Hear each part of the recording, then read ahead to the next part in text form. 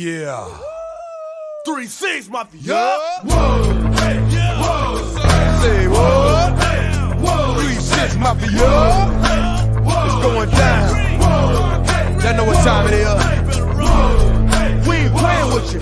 In the club, in the street.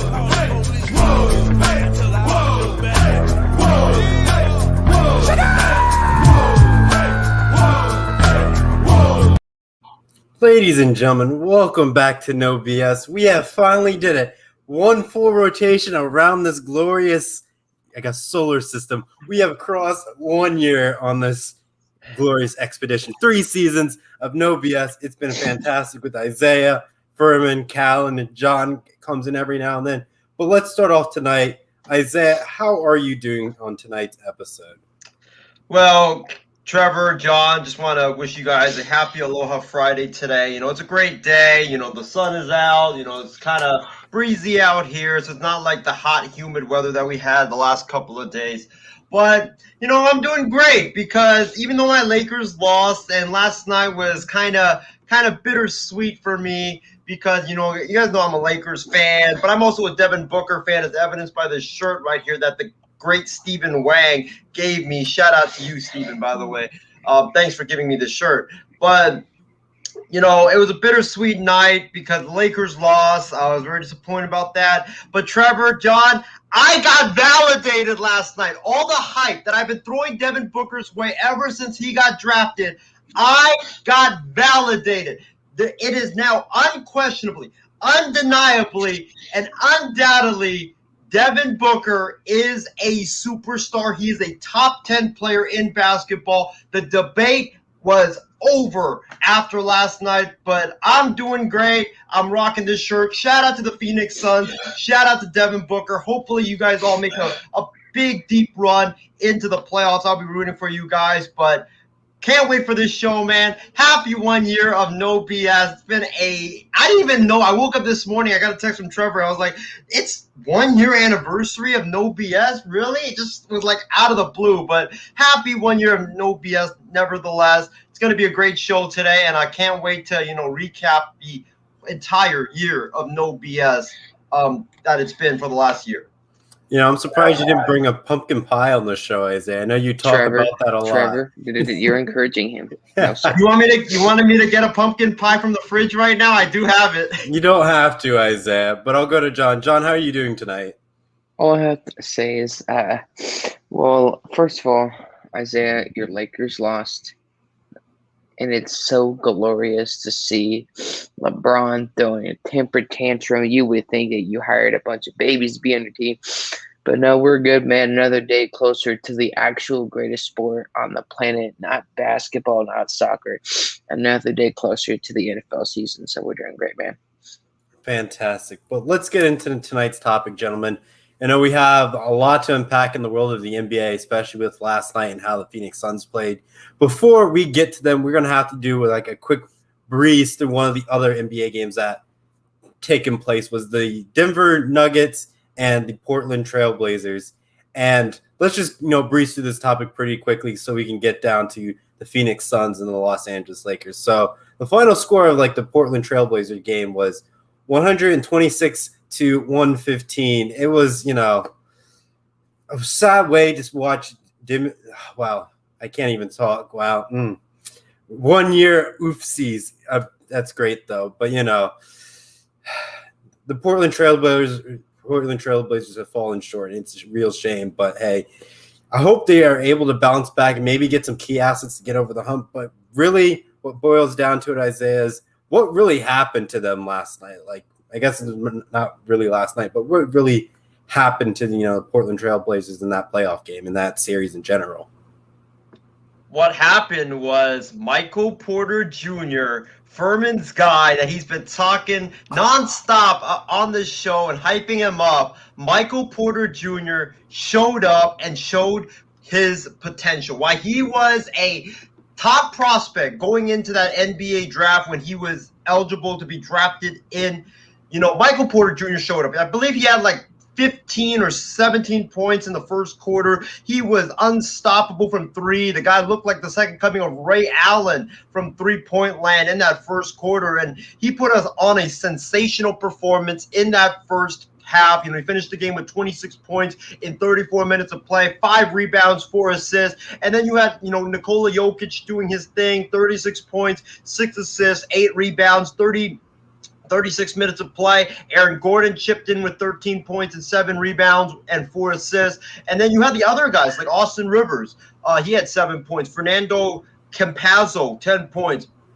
Monty Morris off the bench with 22 big points for the Denver Nuggets in this game. JaMychal Green with 10 points. The bench showed up along with Michael Porter Jr., and I think that was the big difference in this game as to why the Denver Nuggets won this game instead of the Portland Trailblazers. Because when you look at the lineups for both teams, or the rosters for both teams, the Portland Trailblazers, Robert Covington, 11 points, 10 rebounds, double-double. Norman Powell, 17 points. Yusuf Nurkic, he had 13 points and 7 rebounds in 33 minutes of play, was significantly outplayed by his Denver Nuggets counterpart in Nikola Jokic in this game. Damian Lillard, 28 points. CJ McCollum, 21. Carmelo Anthony, 14 points. But other than that, the highest scorer on their team, minus those starters, was Rondé Hollis-Jefferson, who finished with 2 points in 9 minutes of play. The Denver Nuggets, their bench significantly outplayed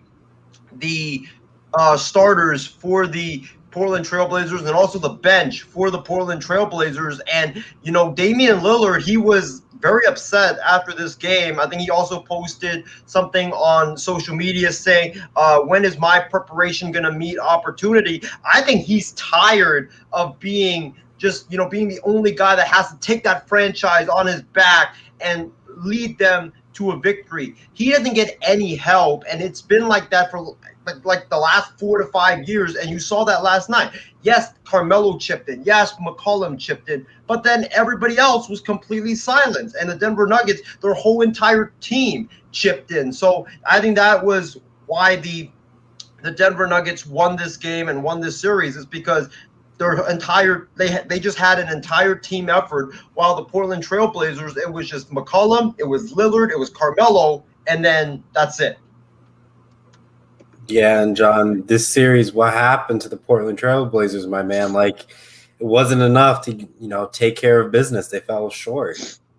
Let me see if Stephen Gillespie is on the phone here. See, is it about dang time?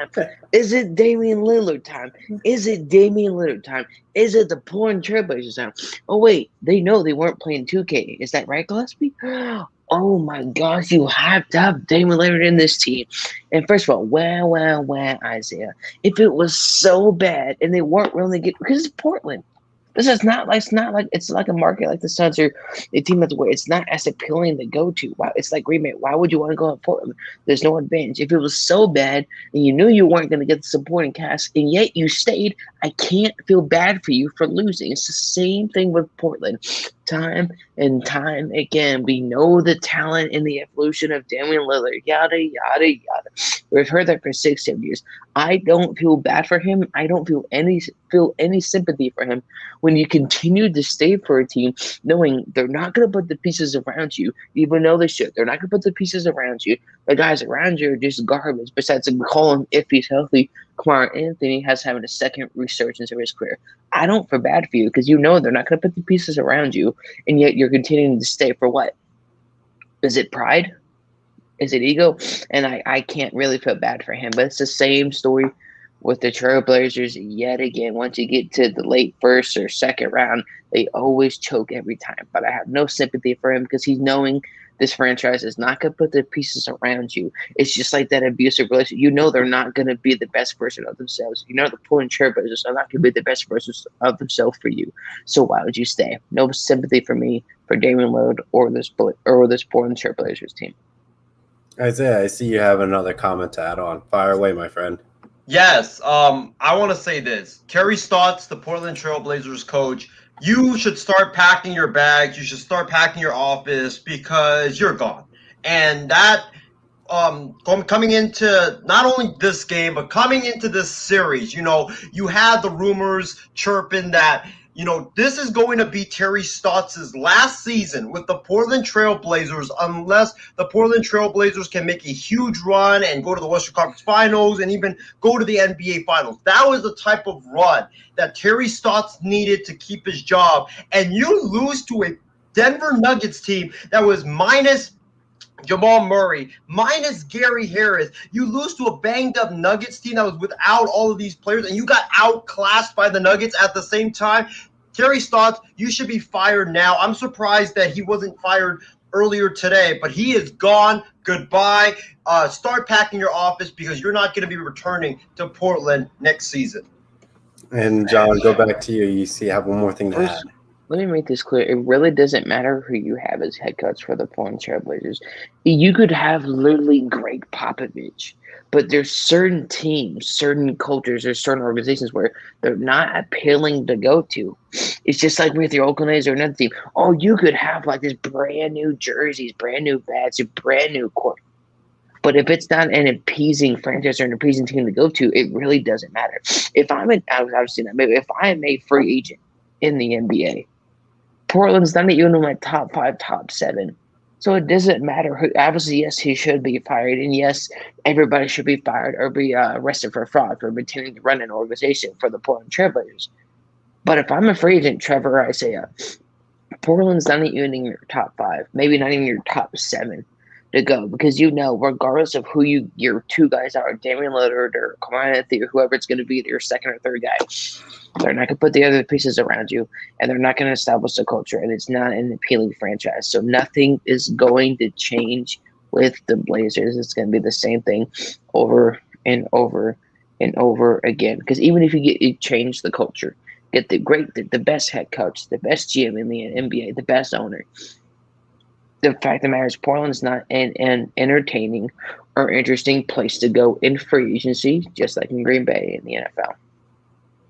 All right, points taken, gentlemen. But let's move on to the game that we're all interested about, the Phoenix Suns and the Los Angeles Lakers.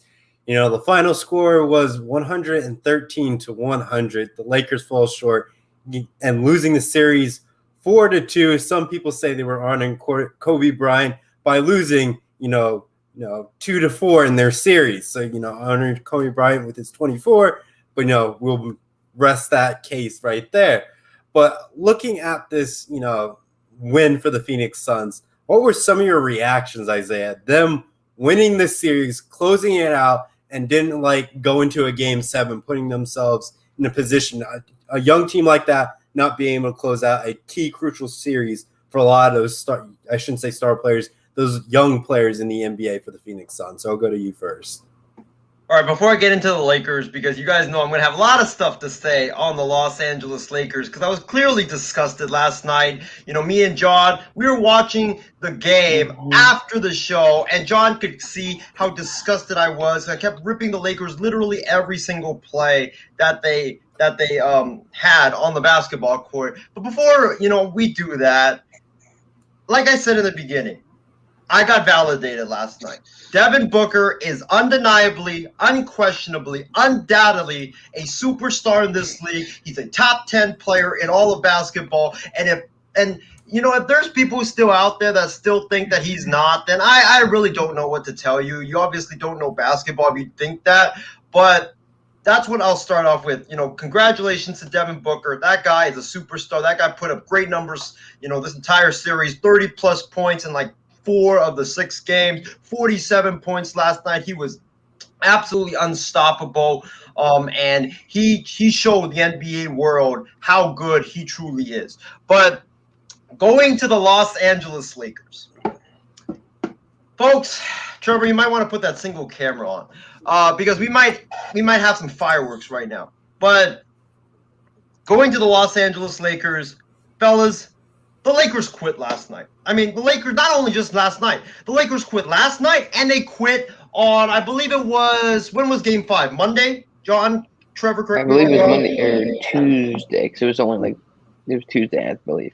Yeah, one of those days. The Lakers absolutely quit. They quit on Tuesday and they quit yesterday night. They threw in the towel after AD went down in Game 4, and we're just like, who cares about winning a chip? We don't need to win it this year. We already won it last year. We're the defending champs. Let's get ready for our vacation to the Bahamas and join the Charlotte Hornets, the Miami Heat, the Portland Trail Blazers, the Boston Celtics that are currently there right now. That's what happened. You could see from the body language, you could see from the play on the court, you could see from the coaching decisions that the Lakers absolutely threw in the towel after the first half of Game 4. You could just see it. Game 5, we already talked about it. But Game 6, I turned that off after the first half because the Lakers were down by at least like 25 to 29 points. And I was like, yeah, it's done. You could see it that they just didn't want to be on the court, that they were just out there because they had to be out there. They were just there because they had to be. And, the Phoenix Suns looked like the team that wanted to beat them. They had fun. They were playing with joy. They were moving the basketball. Their coaching was out coaching the Lakers by miles. And then, the bench was erupting. They were euphoric after the Phoenix Suns players would score the basketball. I never saw any of that from the Lakers after, or during this game. LeBron James and the Lakers, they didn't show up in this game until the third quarter when they were already down by like 30, and it was too late. It was too late for you to show up. I don't understand why. It's the biggest game of the year. The biggest game of the year is win or go home. If you lose this game, you're done. And you decide to, hey, let's take the first half off and let's show up in the third quarter. And I'm LeBron James. I can will my team to win. I can, plead the refs for every single foul call. It doesn't work like that. And that's why the Lakers lost this game, because they just did not want to be out there on the basketball court. It was very, very disappointing, from LeBron James. LeBron James, you're 250-plus pounds. You're bigger than majority of the Phoenix Suns players. Why don't you drive to the lane and bully your way to get easy buckets instead of settling for jump shots? I don't understand that. The other Laker players, instead of bullying their way to get easy buckets in the paint because they had a massive size advantage over the Suns players, they decide to, settle for jumpers and settle for threes and try to look like the second coming of the Golden State Warriors. Well, guess what? You guys aren't the Golden State Warriors. You guys aren't even, a good three-point shooting college. You're not even BYU, heck. You guys suck when it comes to shooting the three ball. You guys suck when it comes to shooting jumpers. Your biggest strength is to go in the paint and bully your way with your size. We said that on Wild Sports Talk, and I was yelling at the Lakers, why don't you guys bully your way and use your strength to your advantage instead of trying to be like the Golden State Warriors and settling for jump shots and settling for threes? It made no sense whatsoever. And then let me talk to Frank Vogel real quick. Frank Vogel, you are an excellent defensive mind, one of the best defensive coaches in the NBA. And in this game, at the start, when everybody said before the game, you need to double Devin Booker, because John, Trevor, I think you guys can attest to this. There's one player only, because Chris Paul right now is injured. There's one player only that can beat the Lakers and take over this game, and that is Devin Booker. And everybody was saying, even we said this on Wild Sports Talk, double Devin Booker. You cannot let Devin Booker beat you. You have to let guys like Mikal Bridges, Jay Crowder, Ayton, all these, rotational players. Let them beat you. If they beat you, tip of the cap to them. Good for them.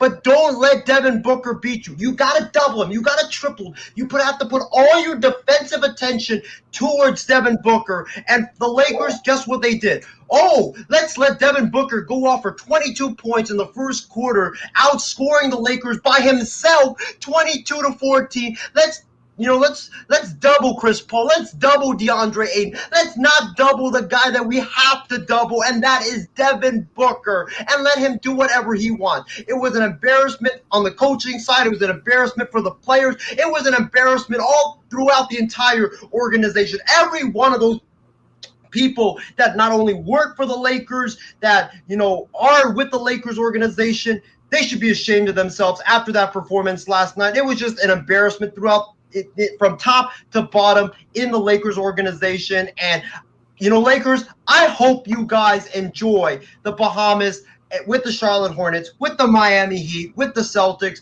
with the Blazers, with all the other teams that have been eliminated or didn't even make the playoffs. Enjoy the Bahamas, because you guys will be there, sitting poolside, getting a nice tan, while the other teams will be there competing for an NBA championship, which you clearly did not want to do this season. Wow, that was just a mouthful, Isaiah. Oh my goodness. John, your thoughts or reactions to Isaiah's long rant or to the Phoenix Suns game? First of all, the Lakers should be ashamed of themselves. I don't give a flying fart if you're LeBron. I don't care if you're NJ. Or any player that is considered the greatest at his position during his time.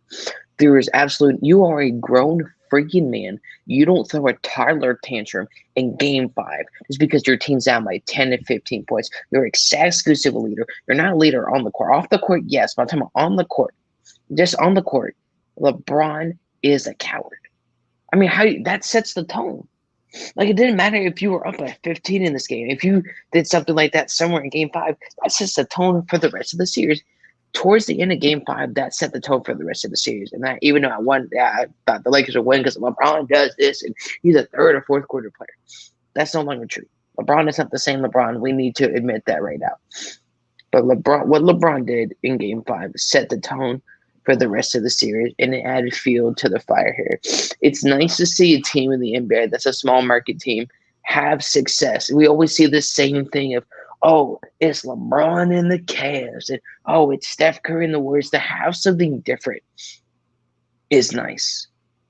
We always like something different. We always like to try different restaurants. Now in the NBA, we get to have some different teams in the finals. For the first time, we don't have LeBron or Steph in the finals in who knows how many years.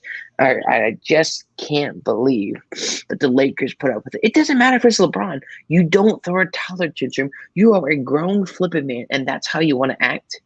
You're supposed to be the leader of the team when AD is out. I don't care if you're LeBron. No player, despite how great they are, gets special treatment. And the fact that the Lakers allow that, they should be ashamed of themselves. And Rob Pelinka, all of y'all should be arrested for fraud because you're acting like, what are you thinking? You can't get cocky. It's just like, this is a setback, have a couple beers, something will be great. It doesn't matter if you're the Lakers. It doesn't matter. A team is a team.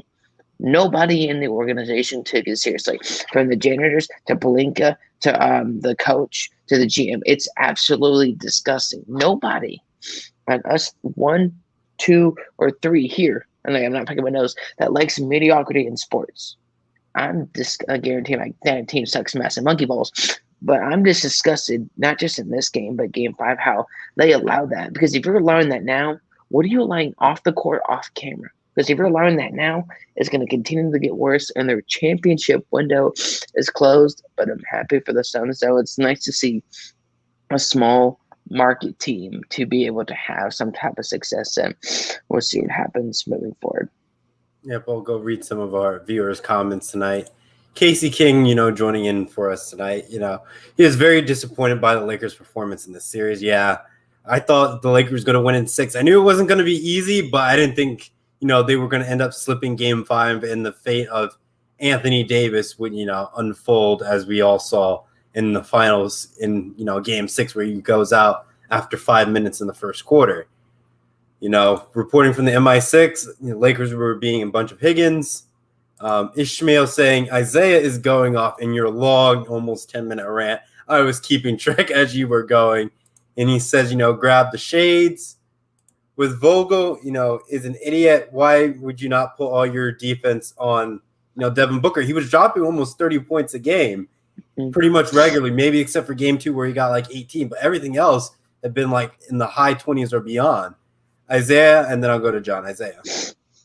Devin Booker had 33 points in the first half. He had, I believe, 22 in the first quarter, and then 11 in the second quarter. And then in the third and fourth quarter, in the second half, he was mostly quiet. You know what the Lakers did to shut Devin Booker down? They started doubling him. They started trapping him. They started triple teaming him. Where was this in the first half, in the half that mattered the most, before you got down by 30 points? After you get down by 30 points, you start doing that? Really? Frank Vogel, is that what you're going to do? Oh, you're such a great defensive genius, man. Oh, really? You're such a great defensive genius that when you're down by 30 points, then you start trying. Bravo! You should be the coach of the year. And you're making John Wooden exceptionally proud. And John, I know you have something to add on top of that. What I don't get, since up until this point, because LeBron is like this third or fourth quarter LeBron. When me and Isaiah were watching part of the game before I got to bed, it's like, first of all, in the beginning, I think it's the first quarter, why wasn't LeBron driving in the paint? Is that what LeBron does best when the team is not doing well, when the team is down? He drives in the paint and is good from 3 points, from the 3-point line. None of those that we saw early on in the game. I don't care if you're injured or not. I don't know the issue. Frank Vogel is a complete poo-poo head. How does LeBron quit after Game 5? So seeing him, not like as much as I've been critical of LeBron on the court, this guy is phenomenal driving in the paint. But we didn't see any of that in the first quarter. When LeBron gets driving in the paint, it gets hot from 3, it gets hot from 2. Nobody can stop him. But for some reason, LeBron, or I don't know who decided to do this, he wasn't driving from the paint. And that thing also set a tone for them to continue to go downhill. Yeah, I do agree. Like LeBron James driving inside the paint was very, lacking, but we could all, point back to earlier in the year when he had that ankle injury. And so it kind of, shifted out on how much he can really drive into the paint without, maybe causing another ankle roll and really destroying the rest of the Lakers' hopes and chances of pulling anything off of that playoff game. But obviously, we could also look at, the second topic about like saying, does it make sense for like the Lakers to even play with like Anthony Davis when the chips were on the line? Because like going back to like that question was, was it worth playing Anthony Davis? I just look back to last year with the Golden State Warriors playing KD when he wasn't really fully healthy, and like saying the chips were on the line. It's the NBA championship, just go let him play. But obviously if he goes down, you're probably going to end up losing the rest of the series. But it's like you're gonna at least let the player like finish out. But at the same time, you got to be careful you don't aggravate it and make it worse where he misses out the following year, which KD ended up doing. So I hope, Anthony Davis recovers. But I'll go to like Isaiah. Did it make sense to play Anthony Davis or just, let him fully recover and say you take the L for the series and you not really put that stress on, the rest of the Lakers organization? For me, it made sense before the game, before I knew what the Lakers' attitude towards this game was. Because if I had knew all along that they would just throw in the towel in this game, because you could clearly see it in the first half that they just threw in the towel, then I would have said, hell no, you're not playing Anthony Davis. Why would you risk your big franchise investment and just put him out in a game 6 when you clearly don't care about this series? So that's why I would not have played him in this series, because the Lakers clearly didn't care about this game. They just didn't care. Even if you watch LeBron James's post-game press conference, and not only LeBron, but Anthony Davis, Caruso, all these other guys' post-game press conferences, they didn't seem bothered by losing this series to the Phoenix Suns. The tone that they set at the post-game press conference was, oh yeah, we're just so glad that we're going to get a normal summer to rest our bodies and this and that. We didn't have a summer to recover last year. That's why we had all these injuries. There wasn't any sadness. There wasn't any disappointment. There wasn't any, bitterness. It was just like, the reason why we lost was because we just didn't have a great summer, or we didn't have a normal summer. Now we get a normal summer to rest up. Like, I think the Lakers, from what I could tell, I think they clearly threw that game, or not threw that game, but they clearly threw in the towel in that series, and they just didn't care. And if I had known that attitude before Game 6, I would not have played Anthony Davis in that game. And John, what about you? I don't care if they were taking it seriously or not. You don't play AD. It doesn't matter if it determines you go into the next round or not. Because you're not just thinking about the first round. You're thinking about the second, third, and the championship, and the following offseason. Because let's say they play AD and they win in game 6 and 7, and then they go to the second, third round, then they get closer to the finals, and then they lose, and then AD has this even more monstrous injury because you know he's already injured, bro. It's going to hurt them next season. So no, they shouldn't have played him regardless of whatever the situation was for game. Even if it was elimination or non-elimination, you don't play AD because it's not just about this season. It's about next season moving forward because you don't know how many more seasons you're going to get on LeBron. You already see Father Time trying to catch up to him. So you have to play it smart. You shouldn't play AD no matter what. It just wouldn't make any sense. Yep, Adam joining in for us tonight. He says, how about them Lakers, Isaiah, and how's that tattoo coming along? Hope you find a nice, good tattoo parlor for that Devin Booker face.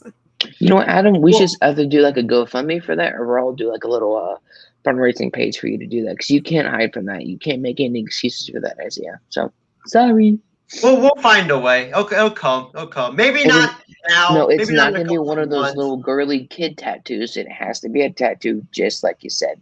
Well, we'll see. It'll come. I guarantee it'll come. No, But probably not Don't avoid it. now. Probably not next month. But it will come. I guarantee. Don't that. avoid it, buddy. I'll be calling you every single day until you get it. All right, but I know Casey King has some really, two good comments, so I'll read through them. So if I'm the Lakers, he would, even trade LeBron and get, stuff from him. I know it wouldn't happen, but I would consider it. AD would be hard to move as he's injury prone. Hopefully he will be healthy next year as a good year. And sorry, LeBron is not Kobe, Magic, Kareem, Michael Jordan, or Larry Bird. None of these guys would quit on their team. Yeah, I kind of agree with him.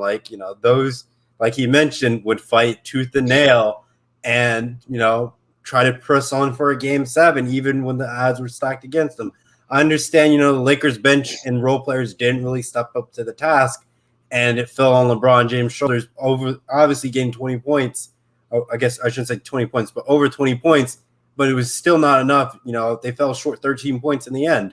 So it goes back to the role players needing to step up on the Lakers. And continuing off of Casey King's comment is the Suns are a good team, and props to them, taking the series victory, and they have a good shot to go very far. He respects the Phoenix Suns, and he hopes that, if they can win it all, but it's not really sure, but, they have a shot to go far. Because, the really end of the day is, can they beat Brooklyn? Because I think everyone's saying Brooklyn, could win the East without a problem, but, if they can stay healthy throughout this playoffs, it could be Phoenix versus Brooklyn, but we have to see how the West really truly unfolds. And, going off of that for Casey King, before we go on to the next one, he's going to donate. How about that Devin Booker Higgins tattoo? Yes, gentlemen. But on the topic of Devin Booker, seems like he's the guy of tonight. I know Isaiah he agrees to this statement is Devin Booker finally a superstar, dropping 47 points in the last game against the Lakers in Game 6 and, knocking out the defending champions? I'm going to say no, but, I'll let Isaiah go and John, and I'll come back to me to, put my final remarks on that topic. So, Isaiah, I know you're probably going to say he's a superstar, but, maybe you may shock the world and say he's not a superstar, but go for it.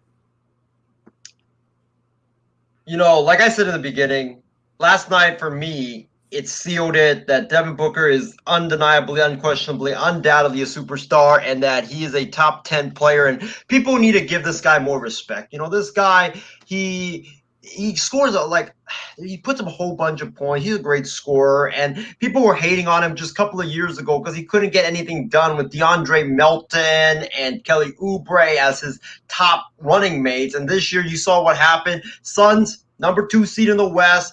I think they won 50 plus games, first time since 2011, I believe. And Devin Booker, in in this series, I said that if Devin Booker can win this series, you know, it would be huge for him because you would have knocked out the defending champs. You would have knocked out LeBron James, and it would be on the national stage. And Devin Booker did that, man. He not only, you know, did he knock out the champ, but he put up stellar performances throughout this entire series. Game 1, the guy was just unstoppable. Game 2, you know, he had another 30-point game. Game 4, Game 5, he put up 30-plus points. And then Game 6, closeout game at Staples Center, biggest game of the season with the spotlight shined upon you, puts up 47, 22 points, first quarter, 33 points at the end of the first half, finishes the game with 47 points. I mean, I just don't know what else this guy needs to do for you guys to consider him a superstar. I think he's a superstar. I think he's a top 10 player. And, you know, as far as I'm concerned, I have him in my top 7 if we're making a list. But Devin Booker definitely is a superstar. Undeniably, unquestionably, undoubtedly a superstar, definitely a top 10 player, and he's a young legend, man. This kid is a young legend, and I'm telling you guys right now, this is why I've been saying I want Devin Booker on my Los Angeles Lakers because, like a former member on this network has been saying, he reminds him a lot of Kobe Bryant, and I see that a lot in Devin Booker's game. A lot of Kobe Bryant, a lot of clutch. He's very clutch. He's got, you know, the moves. He can shoot the 3 extremely well. Good mid-range game. He can pass the ball well as you guys saw in this series. This kid is for real, man. Definitely a top 10 player in my opinion, and definitely a superstar. John, I'll go to you. Do you agree that, you know, Devin Booker is a superstar, or does he need to prove himself a little bit more in this postseason before he gets that title, you know, superstar?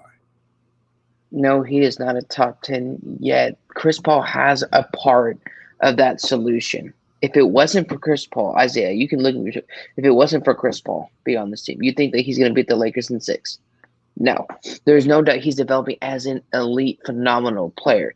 And if he beats the Nuggets, he's a top 6 player, in my opinion. If they beat the Nuggets, right, in Game 1 on Monday, if he beats the Nuggets, he's a top 6 player. Nothing less than that. I'm my genuine opinion. But congrats, you beat a toddler tantrum injury riddled team. Congrats, Devin Booker.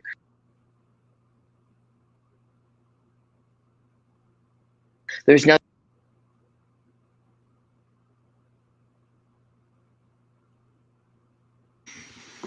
On a young team that can help develop that player to make this team into what we know. Chris Paul had a impact in that. If it wasn't for Chris Paul, I don't think they would have beat the Los Angeles Lakers. Yep. It would have gone to the Lakers would have won Game 7. Devin Booker is headed to not necessarily just top 10, but if he does even half and they win in the second round, he's a top 5, top 6 player at that time. But until then, I can maybe have a top 10, top 11, but I don't see it just yet. You need to be a team that is really difficult, that really has all their pieces together, that has all their stuff together. Still a phenomenal player, but again, Chris Paul has been able to help you and develop your leadership. And I think we would have saw this type of Devin Booker, but a lot later in his career if it wasn't for Chris Paul. Yeah, I'm going to have to agree with John. Devin Booker, I wouldn't say isn't a superstar. He's getting close to it. But the thing is, like I said before, when Calvin was on and I was on Wild Sports Talk, it's the consistency. Can he be consistent throughout this playoffs? That is the big question. And yes, he's been putting up like 30 points a game, but can he move that on to round 2? Keep that consistent flow. And then I can say, like, if he got 30 points against, you know, the Denver Nuggets, then yes. If he got that for the entire series and they fell up short, let's say in losing a Game 7, I would still give him a superstar status because he was consistent about getting 30 points every single game. And that was what a superstar would do. They would be like the highest scorer on their team or, you know, the highest stats in putting up large contributions to this team. But I'm going to have to agree with John. It comes back to, I would say, you know, Chris Paul. Without Chris Paul, Devin Booker would be bringing up the ball, trying to set up plays, trying to work with assists instead of shooting all the time. Chris Paul, has a lot of minutes as well, like maybe like 28 minutes, and he has like 14 assists. And where probably a lot of those assists go to? Probably Devin Booker. Hence why he gets a lot of points. It's kind of like a no-brainer on why he has a lot of these points coming from. If you subtract Chris Paul from that scenario, maybe Devin Booker gets 25 points a game instead of like his miraculous 34 points he gets, or 47 like he did last night. So I'm just saying that's what it boils down to in that sense. I will have to go into, like Adam even says it, Chris Paul was a huge development to it, but the Nuggets are missing Murray, so they're not really completely healthy either. They aren't completely healthy, but if you continue to do what you did, and just no matter if they're healthy or not, just continue beating these teams in 5 to 6 games, yeah, I can see it was top 10 after this next round. I understand this, but I think there's more pressure on him because, I understand you got Chris Paul maybe being that potential almost number 1 guy, but if they can get past the second round into the third round, if not, maybe take a tuck of game 5 or 6 in the third round of the Western Conference playoffs, I definitely think that he could definitely solidify him as a top 5 player easily, nothing less, if they can get up into that point. I know we've been sitting on the Lakers for quite some time, and we have our final NBA segment. Is before we do that, I'll read the game break. The Mavs are leading the Clippers 67-60 in the third right now. So looks like another LA team is about to be eliminated. Welcome to Elimination Station. Luka, my hat's off to you. If Luka wins this and somehow I ever win, I will buy you a box of Omaha Steaks, man. Luka is my favorite young player in the NBA right now. Just what he brings to the table. He's your number 1 guy, and he hasn't had that veteran player to help him develop in the league yet. He's only been his 3rd year, and he's about to go to the second round. Being the number 1 guy and not necessarily having that solidified like Aiden or Chris Paul, man. I love me some Luka for sure. Trevor, let me just say this. First of all, I want to give a toast. Devin Booker, what a great performance you've had, not just last night, but throughout the series. Congratulations on that win. Congratulations on becoming, a top 10 player. And also, how about them Clippers, man? Constantly choking year in, year out. No matter who is on your team, no matter how many superstars you'll have, you still can't go to the conference final. I think we spoke a little bit too soon because from Adam, now the score is a 2-point difference. John, I think me and you we'll have to show our face. We'll not be able to show our faces around Dallas, Texas if this ends up becoming, if the Mavs end up losing. But yeah, Adam has a good point. It'd be scary if the Mavericks got another star. So, this NBA offseason can be like a huge push if the Dallas Mavericks fall short in the NBA, championship or the Western Conference Finals and ends up happening. So it's like you could see a superstar making their way to Dallas, and so they can, maybe contend against Brooklyn next year as they try to make a repeat. But I don't know what the fate of Brooklyn is and their salary cap and, what the offseason is going to look like for them. But I know our fans are getting a little bit sick and tired of us talking about basketball. But we have one more topic, and that is, what are the Los Angeles Lakers going to do this offseason so they can get back to championship contention? Isaiah, I know this is your team. What do they have to do? Easy. First of all, trade Anthony Davis, trade LeBron James, call up Phoenix, and trade those 2 guys for Devin Booker. I mean, that's what I would do, but unfortunately, I'm not running that team. But in all seriousness, though, the Lakers right now, this is their offseason outlook, folks. The Lakers have 4 players set to earn a combined $102 million next season. LeBron, Anthony Davis, Kentavious Caldwell-Pope, and Kyle Kuzma. Montrezl Harrell, he has a $9.7 million player option that he's going to have to decide whether he's going to accept it and be with the Lakers for 1 more year or decline it and go to unrestricted free agency. And The notable unrestricted free agents include Dennis Schroeder, Andre Drummond, and Alex Caruso. By the way, before I continue, I just want to respond to this comment by Adam Barber. Ace says, "Really? More Lakers? I'm out, Low."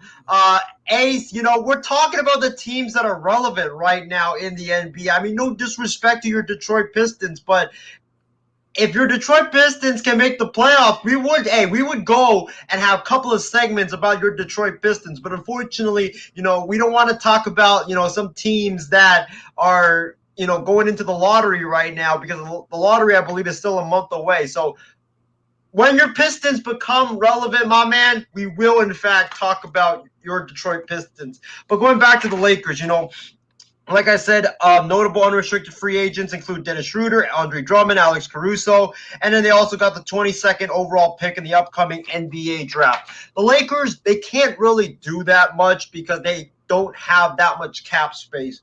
But Trevor, John, this is what I would do if I'm the Lakers. Besides my incredibly bold trading LeBron, trading Anthony Davis for Devin Booker. The Lakers, first of all, this is what they should do. The Lakers need to let Dennis Schroeder walk. Heck, I would help Dennis Schroeder pack his bags and get him the hell out of Los Angeles, because that dude does not even warrant getting $50 million, let alone $84 million that he turned down at the trade deadline, or $100+ million. That guy played his way out of $100+ million and even $80 million. But that's what the Lakers should do. Let Dennis Schroeder walk. And if this happens, which I think is highly unlikely, but if the New Orleans Pelicans rescind the qualifying offer from Lonzo Ball, which would make him an unrestricted free agency, I would try to go get Lonzo Ball, because I think that Lonzo Ball would not command he wouldn't command like $20-25 million a year. The market would not dictate that for him. I think Lonzo would probably get closer to $15-17 million a year, and I think that's better than giving a guy like Dennis Schroeder $84 million or even $100 million, which would make him virtually unmovable. So I think that's what you have to do. I would go try to get Lonzo Ball. Lonzo Ball would help the Lakers better than Dennis Schroeder, since Lonzo Ball is a guy that can play off the ball.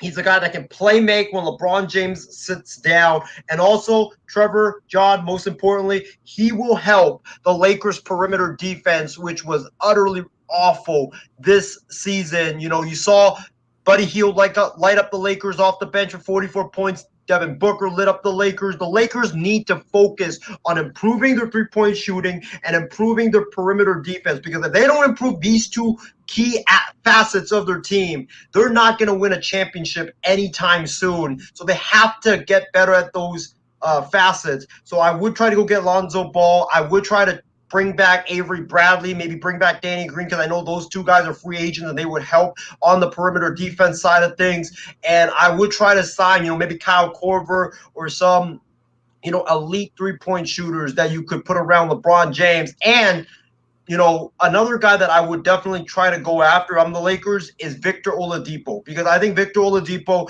he's a guy that can shoot the three. He's a guy that can be a scoring option when LeBron James sits down. He's going to be cheaper than Dennis Schroeder. He's also a really good perimeter defender as well. I would take those guys over paying Dennis Schroeder, that $84 to $100+ million contract that he wants. And Trevor, I'm even going to go even more bold. You ready for this?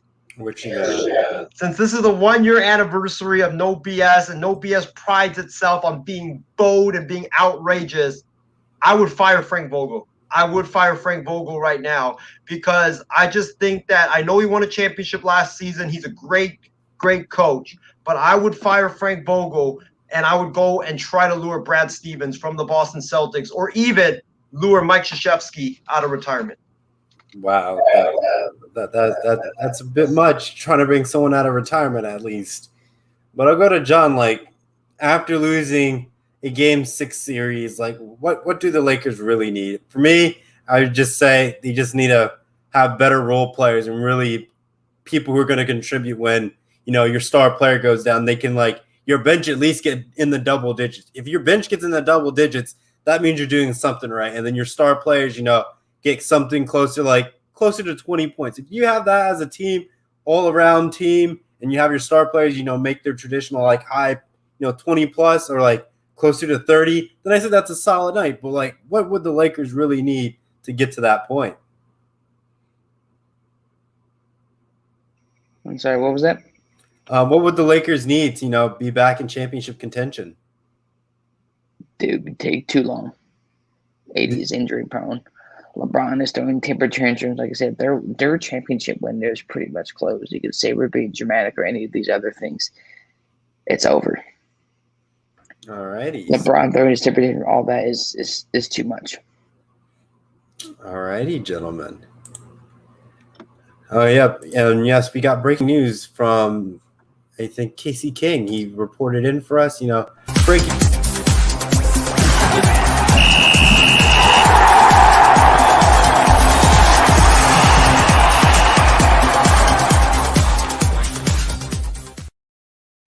Yes, thank you, technical producer. I was caught off guard. Thank you for breaking news. Portland Trailblazers is partnering away with their coach, Terry Scott. No, Stotts. Yeah, this is why I'm not an announcer, ladies and gentlemen. According to CBS Sports. Yeah, we're already having technical difficulties. Having difficulties pronouncing things, bloopers on the show. I mean, this is no BS, Trevor. It's no BS. It's a part of the gig at this point. 1 year down, many more years to come. But yes, that is some I shouldn't say fantastic breaking news, but interesting breaking news, not the least. And yes, and Coach K, in his pros, turns down the Celtics job in the 90s, and as well as the Lakers job in 05. But yes, Brad Stevens is going to try, the front office. So he's probably won't be considered returning until, until the 2023 season. But gentlemen, I know we've spent a lot of time in the NBA, but Isaiah, I'll let you have your shining moment talking about some MLB. All right, our final sports topic for tonight before we move on to the Power 5 and also our very special segment about the 1 year anniversary of No BS.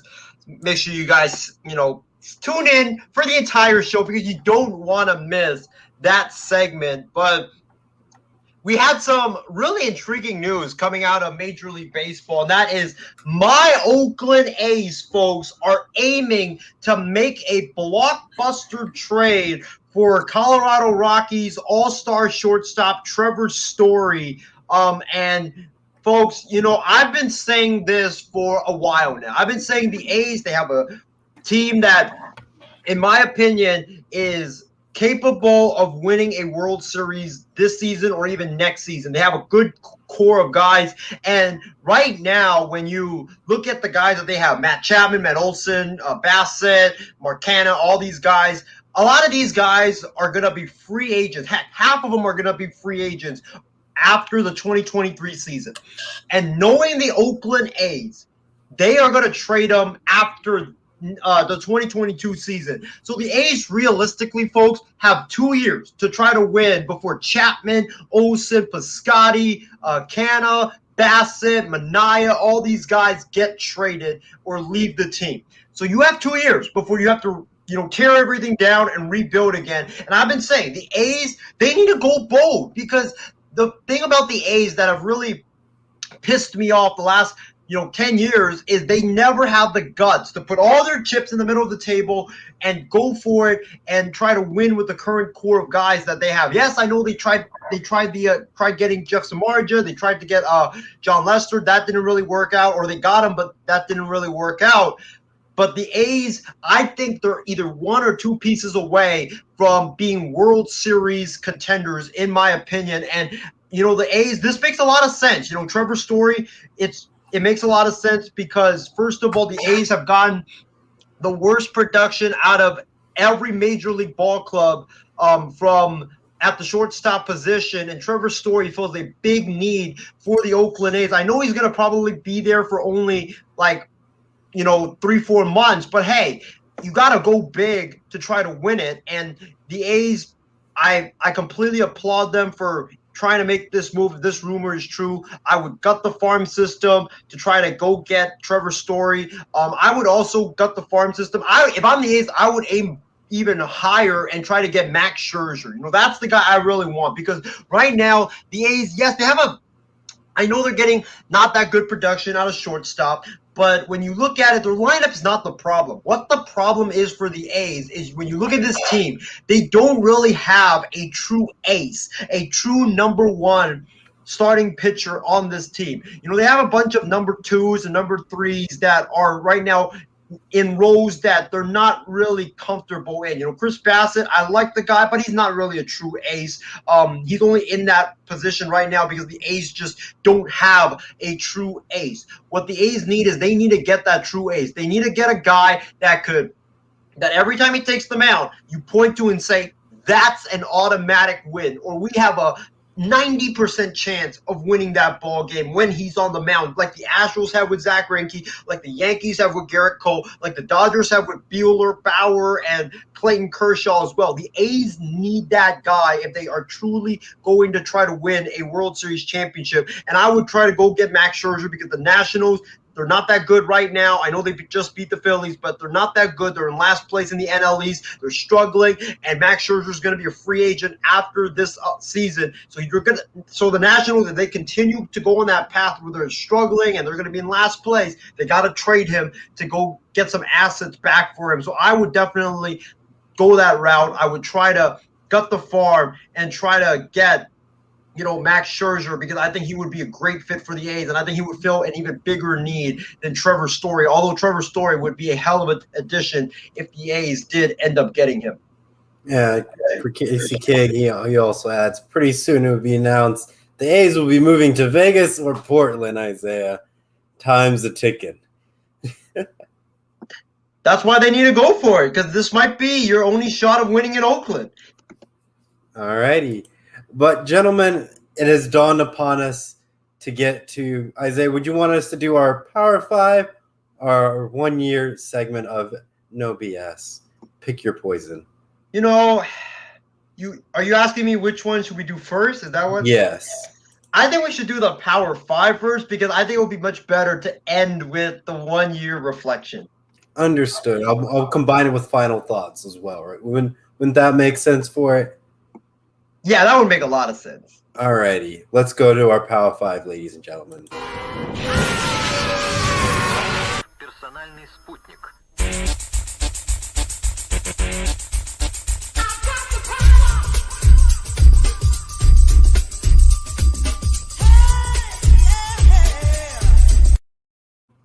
All I can picture is Cal, and if he ever hears this episode, he's probably going to be rolling over in his sleep saying, how did you let this be the Power 5?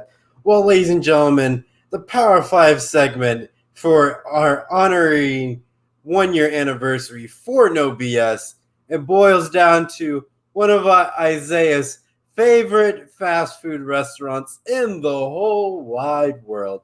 And this is the Power 5 segment for the top 5 McDonald's products.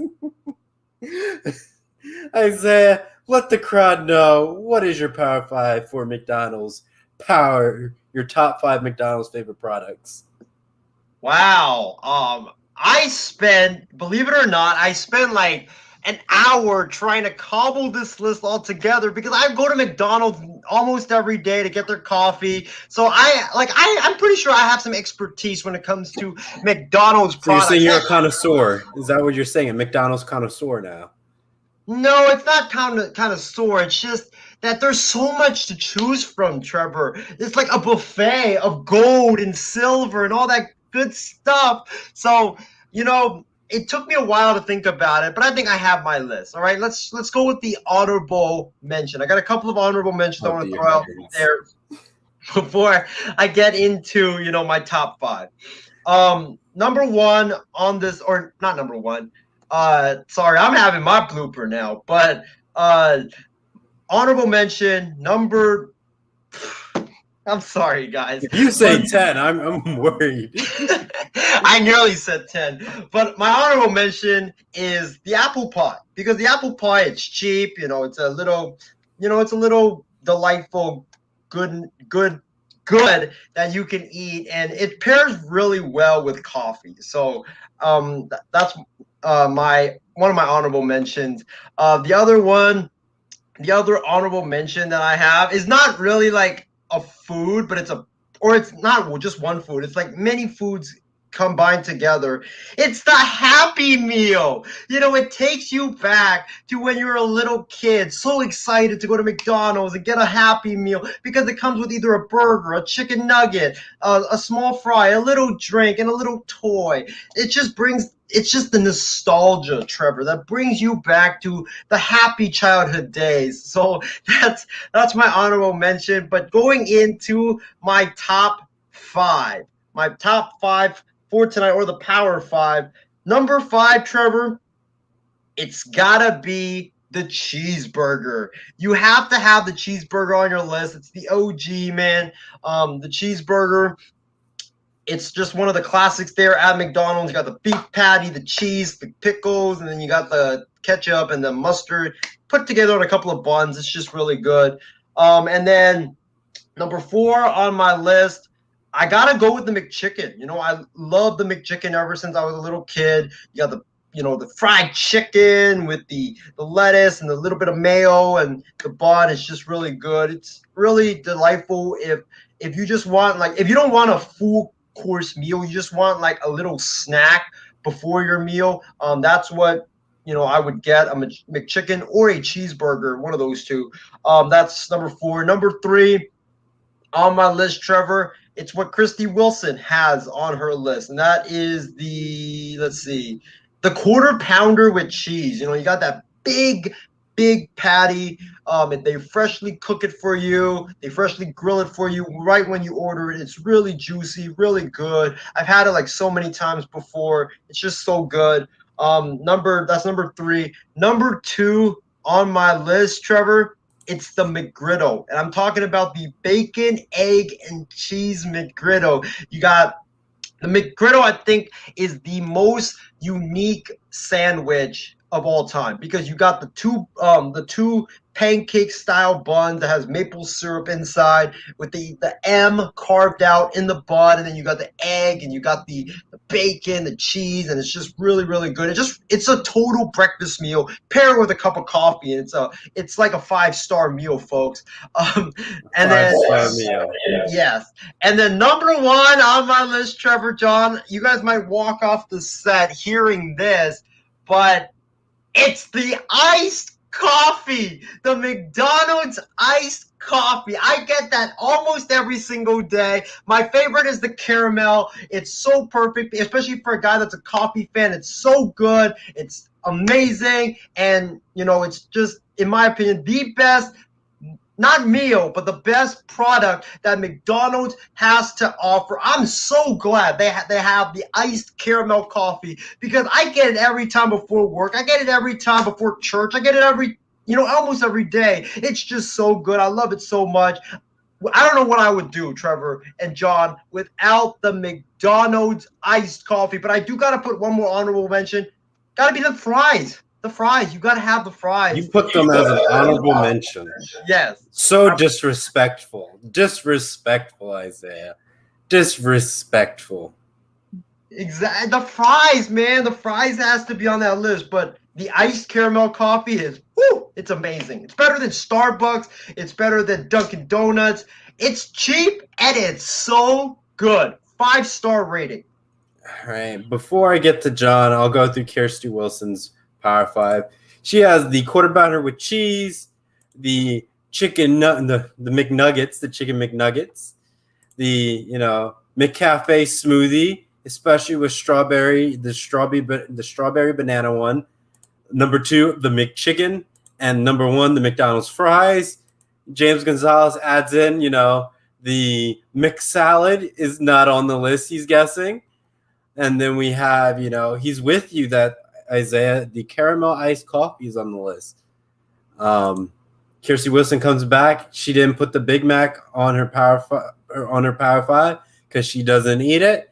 And then we're gonna go with Nate. He doesn't drink coffee, so that's why it's not on his. But John, I know you're not a fan of this probably Power 5, but what if you went back to McDonald's or went to it, like what would your list be?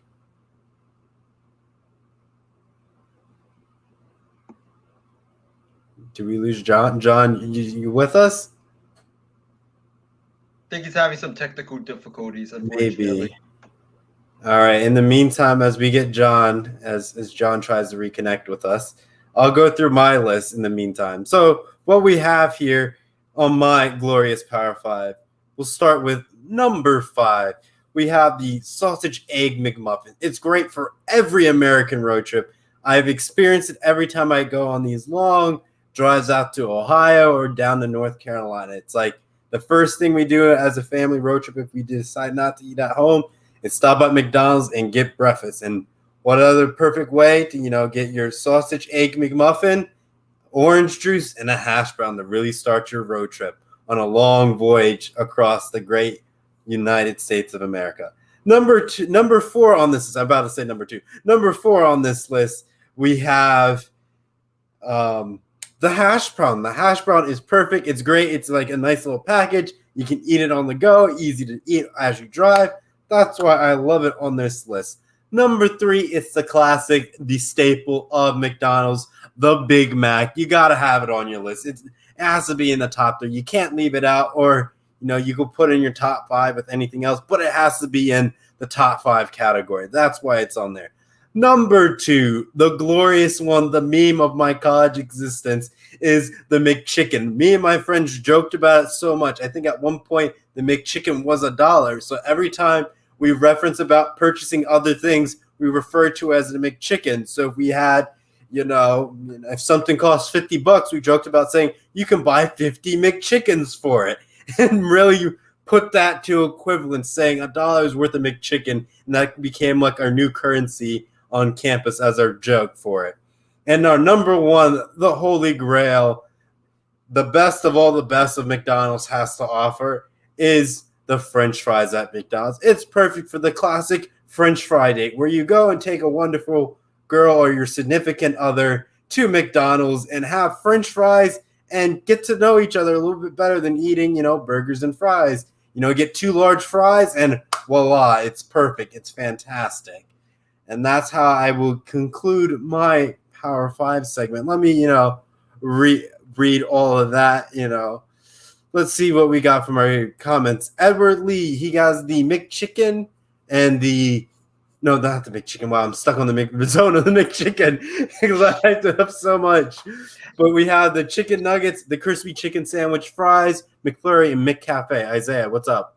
I can confirm the crispy chicken sandwich. I got it for one of my dinners before work. It's really good, man. You got a brioche bun, you got that chicken. It's perfect, man. Really, really good. And the McFlurry, I did get a McFlurry.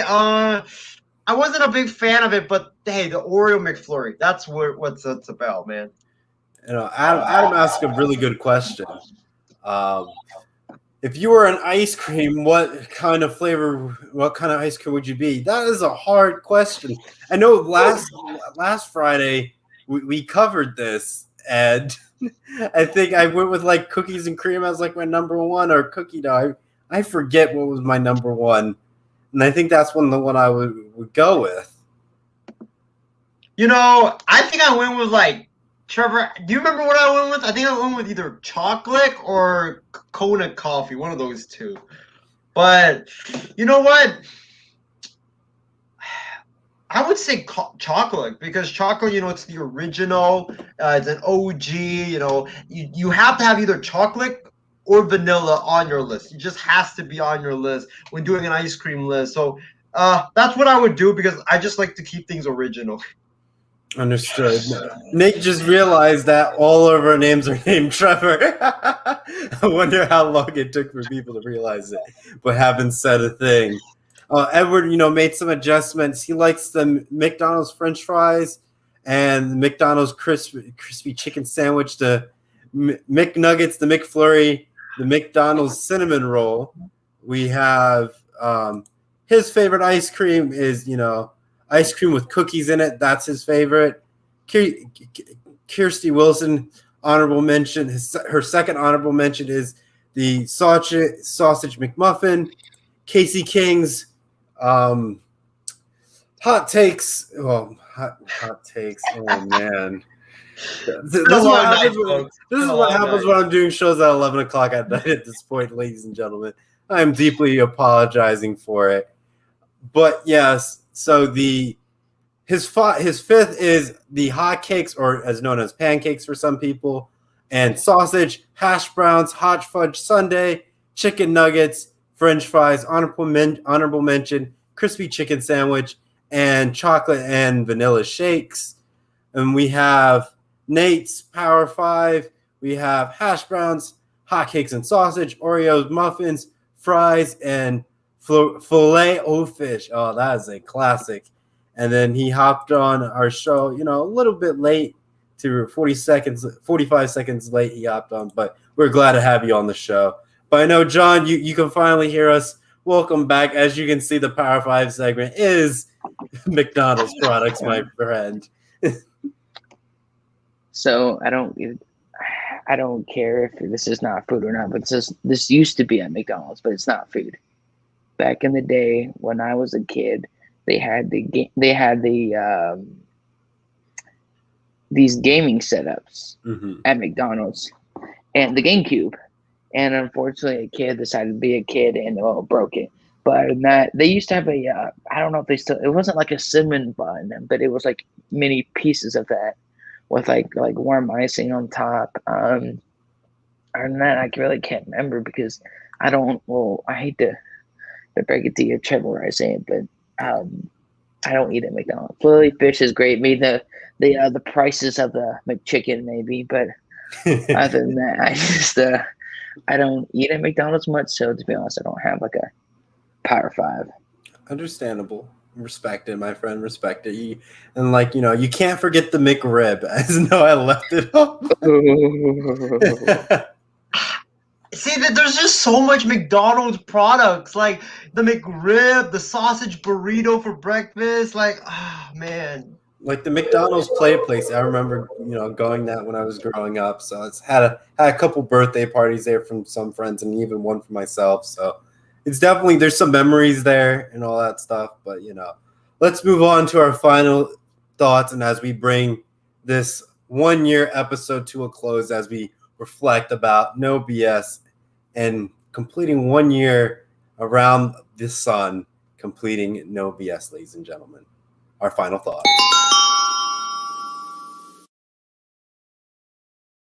Isaiah, No BS has gone through many different phases. 3 seasons of shenanigans, Power 5s, hot takes, embarrassing moments, and us can't pronouncing words. Isaiah, just reflect for our audience tonight. No BS over the course of this 1 year around the sun. Well, I think that, tonight's show was kind of like everything that's gone on in No BS in the 3 seasons that it's been in existence, all wrapped into one program. I mean, this program was just kind of like what No BS is about. We had epic rants, my Lakers rant, in which I just ripped the Lakers to shreds. You guys can go check that out. It comes earlier in the program. And then you had, bold statements from me saying, I would fire Frank Vogel and try to lure Mike Krzyzewski out of retirement. And then, we had, me and Trevor and John just not being able to pronounce words on the program tonight. And then we had some really wild and wacky Power 5, like the McDonald's one, where we just literally figured that out about an hour and a half before the show or 2 hours before the show, like we always do. And then we just had so many great moments. It was basically No BS all 3 seasons wrapped into one program tonight. And you know, let me say this. It's been a year, which it's mind blowing to say the least. But 1 year, when me and Trevor first, not even started this podcast, but when we first brought the idea up of doing this podcast, it actually originated from during the COVID shutdown back in March. We had nothing to do, so me and Trevor would always have our conversations when we would always have our conversations on the phone when I was out walking, and Trevor, I believe, was about to go to bed. I would wake him up literally and be like, "Hey, let's just talk on the phone and this and that." And that it all started from there. It all started from our phone conversations. We would have like good debates about sports, about just everything in general. And we one day, I believe, we just decided like, hey, we have great conversations on the phone. We talk about a lot of good stuff, have a great debates about sports. Why not just make this into a podcast and see where we can go with it? And to be honest with you, Trevor and I, when we first started No B.S., we didn't really think it was going to go far. I think that like we were just happy to get maybe like not to get like 50 views on our first episode, and just to get 100 likes on our first, or like on our page. And it's just been a blessing. It's been way more than that. I think our first show, Trevor, we had our expectations just to get 50 views, and we would be so happy and so proud of it. And we ended up getting 1,100 just from our first episode alone. And I think No BS holds like the record for most views on the MI6 Sports Network with like 2,600. Heck, Trevor, I don't even know how we got that number. I still like am boggled by this day how we got to 2,600. I mean, we didn't have a special guest on. It was just a regular old program, and somehow, some way, we ended up getting like 2,600 views and breaking the record that was then set by the Mark Medina episode, which was at like 2,400 or something like that. But like I still don't know how we beat it. It's so crazy.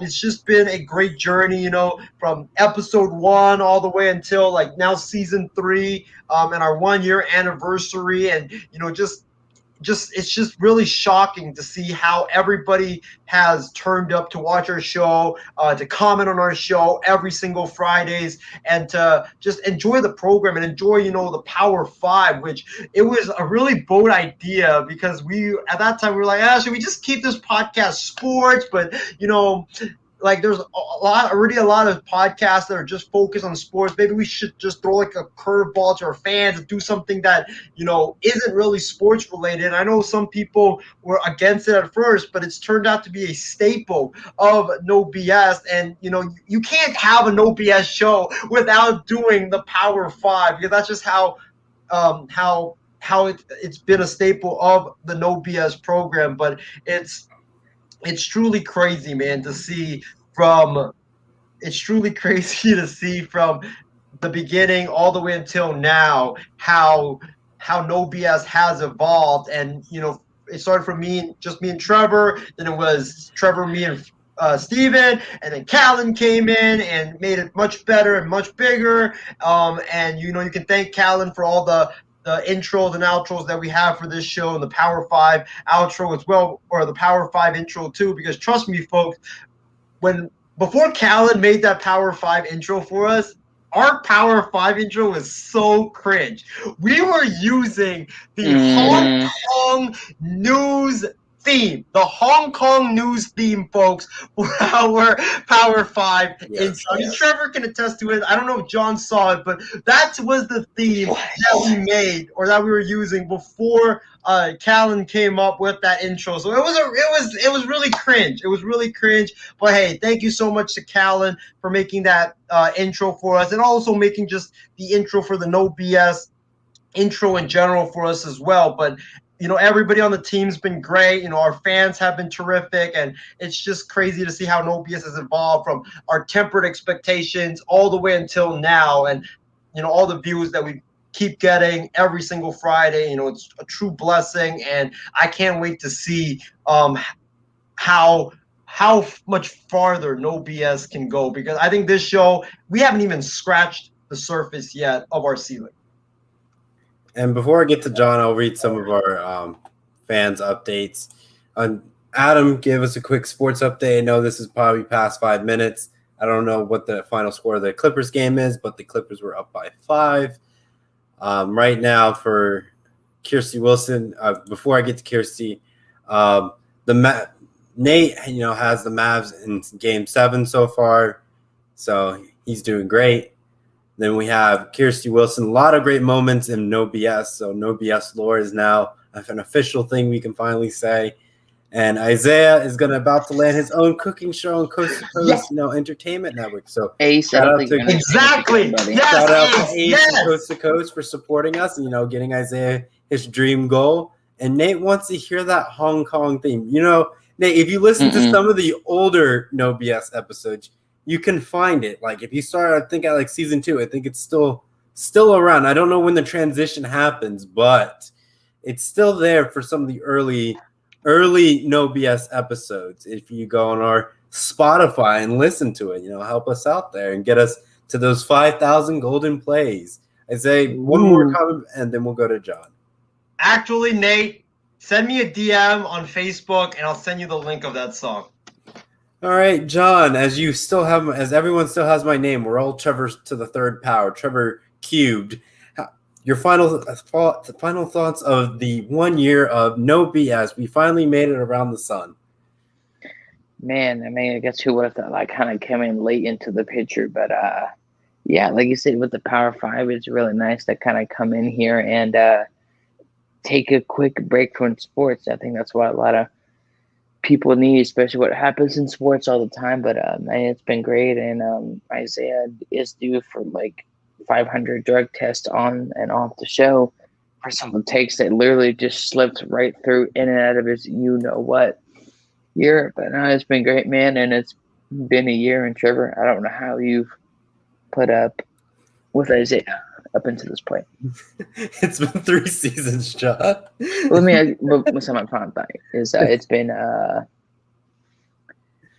I can see it's really, like I said, that they keep something around for a while. And I say this, I always talk about my show, but I want to talk about with y'all, and it's here for the lighting. But I don't think people understand how hard this has been for Trevor, and of course the other Trevor here. Is that, folks, when you start something, you don't know where it's gonna go. You don't know if people are going to respond. There's going to be views or likes or guests, or who would have thought that Callan came in, and Callan is done a phenomenal job in all of our sports stuff and the intros and outros and all this great stuff. But I hope people understand how much work Trevor and Isaiah have put into No B.S. because doing this a single sports show consistently for 1 day a week for an entire year is not easy, despite Trevor being in school and Isaiah working and getting in trouble at work. But despite their work and in school putting that much time and effort, folks, it's not easy. And that's why we all say there's only a certain amount of people that can make it. But I would say my applause to you. But Trevor and Square Number One, these 2 sounds will be just for you for No B.S. when talking about Isaiah. Look what you did. Did I do that? But my hats off to y'all, and let's keep doing it. Awesome. Thank you for your support, John, and all that. I guess we got a nice quick update right now from the Clippers game. Clippers are up 100-92 right at the moment, ladies and gentlemen. So we're going to get a game 7 from these 2 teams. Interesting enough. But I will read a message from our glorious, chief executive producer, Callum McClurg, on No B.S. reaching the 1 year. I'd like to send a special shout out and a round of congratulations to Isaiah, Firmin, Trevor, and everyone who's had a hand making No BS possible for one full year. As has been said time and time again, it's hard to keep something like this going on a consistent basis, and it's a testament to the hard work and dedication put forth each week by everyone involved with the program, such so that No BS has become MI6's second highest viewed show since its beginning. Congratulations again, guys. Here's to another year of hot takes, banter, and Power Fives from Callum McClurg. What a guy. What a legend, ladies and gentlemen. I got to give him a round of applause. But for me, yeah, I never thought I would get to this point. Like, as a kid growing up, it's like you see all the different YouTube channels and podcasts you're growing up saying, one day I want to be like that. And it's like doing it for a full year. You don't think that's possible because, like, you start doing it and then you just get burnt out. It's like the first month you have the excitement, second month. But when you hit months like 4 through 6 and not seeing results that you would like to see, like, even if it's like the smallest amount of growth, you feel good about yourself. But when you don't see that, that is hard work. But No BS wasn't really like that. It was like we came in like once every Friday that we possibly could, that our schedules aligned and allowed us to do things. And we just did it. We hopped on. We had a script. We went at it, had great Power Fives. Our fans joined in us for our Power Fives. And it was just like, it was like a community that just grew. And people just came back to No BS because it's a Friday night. Maybe something wasn't going on since we didn't have sports. And it was something better to do than watching, some of the sitcoms that were on TV at the moment, listen to, two guys banter about sports and having crazy Power Five segments about random ideas or events or whatever that we could come up with as a Power Five segment. And people enjoyed it. And I wouldn't replace it for anything else. And then now it's like leading up to other opportunities. It really, I would say built some confidence in me to try to, continue to build myself as a person, trying to make myself into a little bit of a brand, to be more recognized and more knowledgeable. So I ended up, stepping out, in my comfort zone and getting my own show on the MI6 Sports Network called the 6 for 6, where I end up highlighting the 6 best sporting events for that week. So I'm looking at all the games and all the different sports aspects, saying these are the games that, maybe you should try to, expose yourself to, maybe tune in. I'll probably, try to hit some NHL, NBA, MLB, some racing with some Formula One racing, India and NASCAR. The list goes on and on with all the different sports. What's up, John? What's that other sport that's really boring that we were teasing about that you can do for 6 for 6? Oh, curling? Yeah. Curling. Well, the Winter Olympics, are coming, I believe, in the coming winter. So I can make that as the, one of the 6 for 6 topics. You need golf too, Trevor. You need golf. You can go to the Senior Citizen Center nearby. Maybe they're playing curling outside. Yep. So as you can see, the 6 for 6 is going to get really interesting, and I can't wait for it. The debut is June 8th at 6 p.m. Eastern, 5 Central, and 3 Pacific. So make sure you're able to tune in to watch this fantastic show with all my glorious, I wouldn't say takes, but events I deem that are worthy for my 6 for 6 to tune into. But I think that will be it for us on tonight's No BS segment, gentlemen. It's been a pleasure to celebrate this 1 year with you. Many more years to come on this network, and can't wait for year 2 of No BS when we get back all the way around the sun again and back to this moment. But that will do it here for us at the MI6 Studios. Take care, everyone. Enjoy the rest of your Friday night, and so long. Yeah. 3-6, mafia. Yeah. Whoa. Hey. Yeah. Whoa. Say what? Whoa. 3-6, mafia. It's going down. Whoa. Y'all know what time it is. We ain't playing with you. In the club, in the street.